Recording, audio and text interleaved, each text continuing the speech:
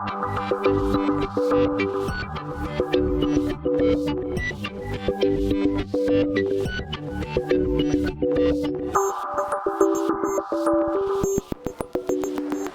I was a kid, the class I hated the worst was math. In fact, the only good memory I have of math class was the day that our teacher put on Donald in Math Magic Land. And I remember sitting at my desk thinking, now if math class was all cartoons, I might actually learn something. The truth of the matter is, when most church planners score themselves on the 12 competencies, they all score themselves low in fundraising. Most church planners do.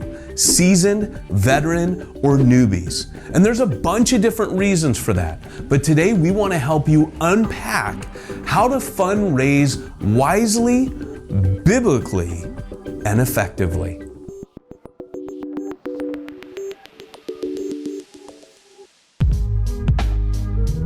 Often when a church planner tells me that his church plant failed, on closer inspection, it wasn't the church plant that failed.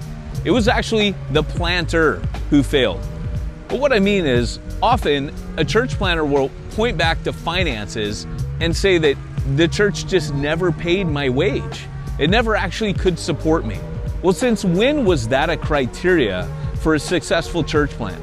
What I often tell church planners is, look, you've got the cart before the horse. I don't think the Apostle Paul ever rolled into a city expecting the church he planted to support him. Rather, he saw himself and his gospel work as supporting the church itself. You see, marrying your personal finances to the success of the church plant is a crucial mistake that many planners made. You see, that church plant didn't fail. The planner himself failed to provide for his family. There might have been alternate means for that planner to support himself, while meanwhile the church plant itself just needed a little bit more TLC, just a little bit more time, maybe 6 months, maybe a year, to really get established. And by the way, by established, we don't mean that it could fully pay his wage. There are parts of America that we're trying to penetrate right now where a church plant paying that planner's wage, it's almost a pipe dream. We've got to rethink how we start looking at fundraising and support if we're going to truly penetrate the darkness.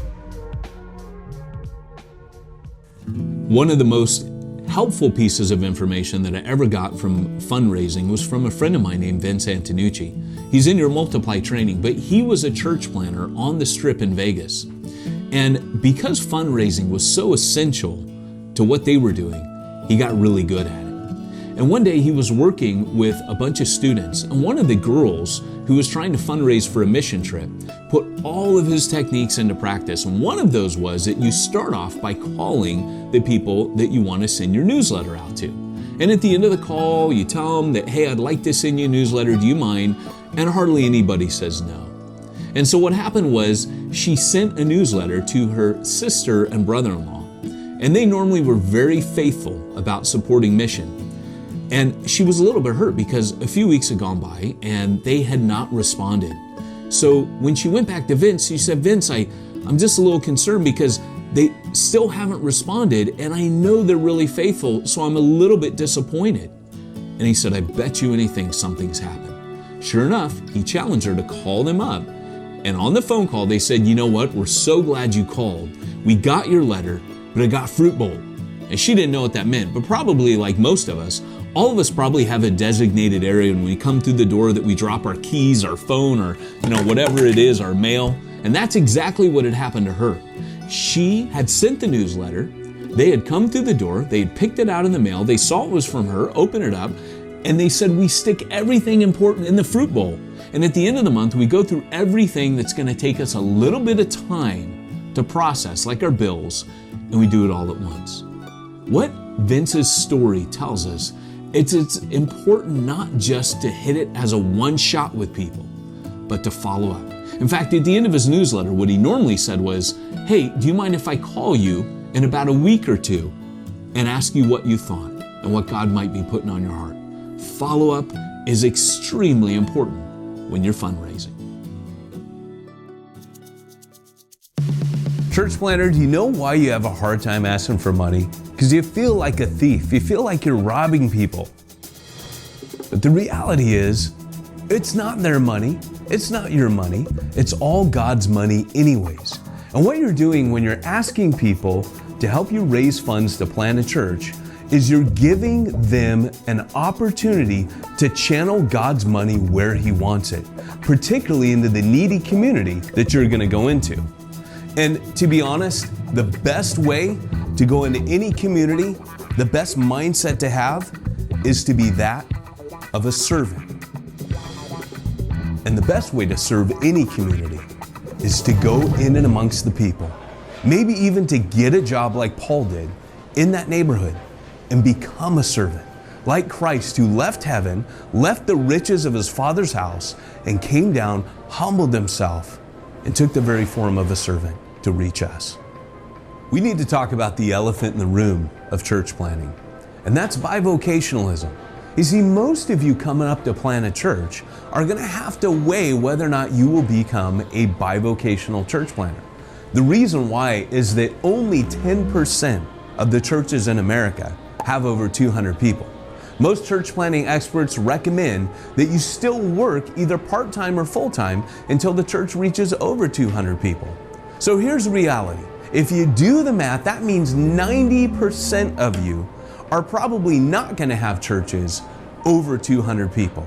You're going to be in the 90 percentile range, meaning you need to get a job. But like we said, the best way to reach your community is to get out and amongst the people. You see, bivocationalism isn't a bad thing. Fundraising should supplement your income if it doesn't fully provide for your needs. But the Apostle Paul, the greatest church planter that ever lived, was never fully funded. He worked with his hands. He went straight into the marketplace. Why? So he could mix with people and reach people and ultimately serve the community that he was trying to bring to Christ. There's what you're paid for and what you're made for. And they're not always the same thing. In fact, sometimes they can't be. And that's okay.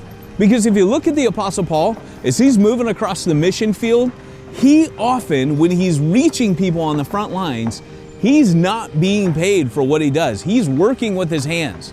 That teaches us something. Mission is costly. You see, before you begin to ask others to fund your mission and to pay the cost of it, you first have to back up and ask yourself, am I willing to pay the cost? It's worth asking that because mission is costly and it may cost you, but it will always pay. Maybe not in money, but it always pays, perhaps in deeper dividends. The lost souls of the people on the other side of the mission field that we've been called to reach. Well, guys, I wish it could have all been cartoons for you. But the reality is we learned some valuable things today about fundraising. Number one, we learned that the most common mistake that church planners make when it comes to fundraising is they marry their personal finances to the success of the church plant. And that spells instant disaster. Don't do it. Keep them separate. If you need to work with your hands, do that.